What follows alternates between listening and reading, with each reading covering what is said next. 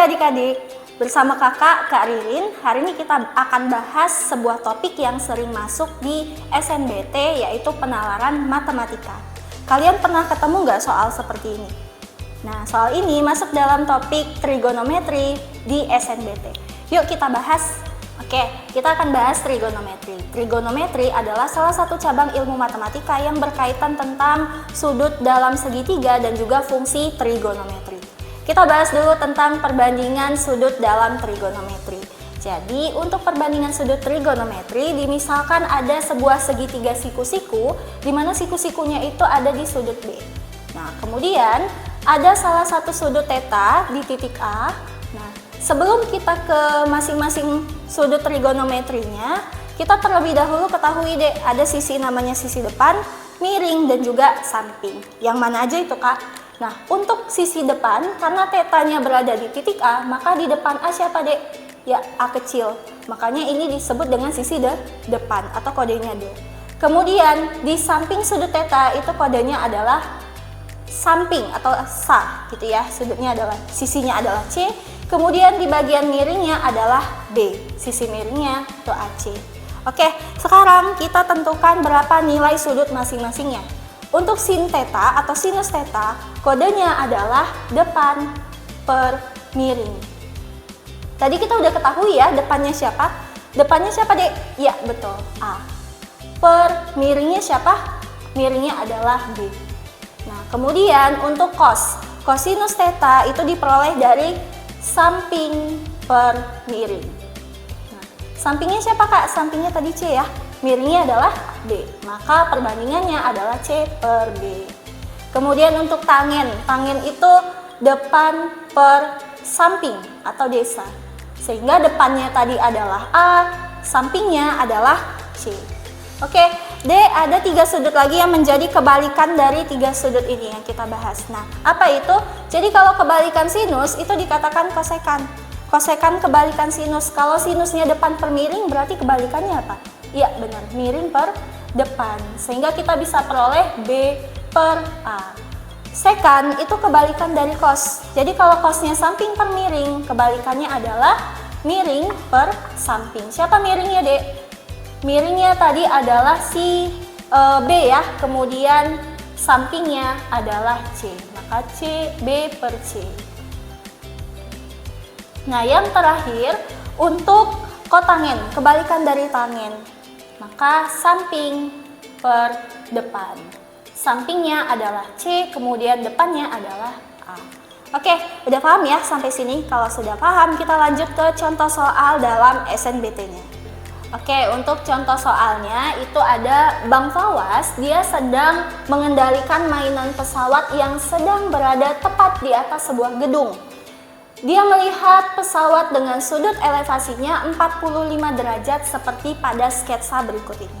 Nah, D, dalam soal itu kita bisa simpulkan ada 2 ya, berdasarkan sketsa di bawah ini.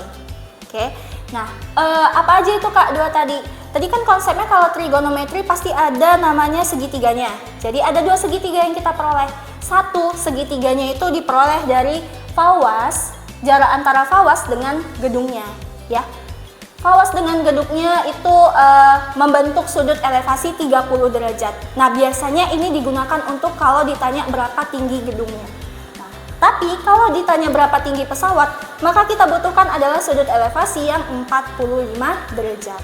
Dengan jarak dari fawas dengan antara gedungnya itu adalah 200 meter dan tinggi fawasnya 1,7 meter. Oke, kita bahas soal yang pertama. Untuk soal yang pertama yang ditanya adalah berapakah tinggi gedung tersebut.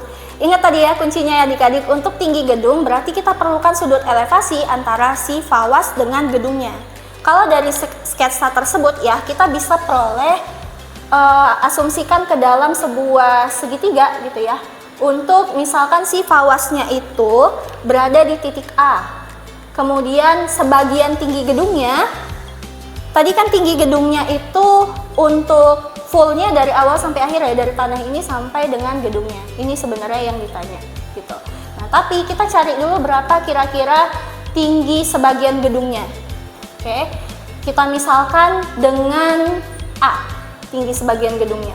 Nah, kemudian jarak antara falas dengan gedung itu tadi diketahui 200 meter dengan sudut elevasi sebesar 30 derajat. Oke, Dek, yang sudah diketahui di sini adalah perbandingan antara sisi depan dengan sampingnya. Maka yang kita gunakan adalah kode depan per samping.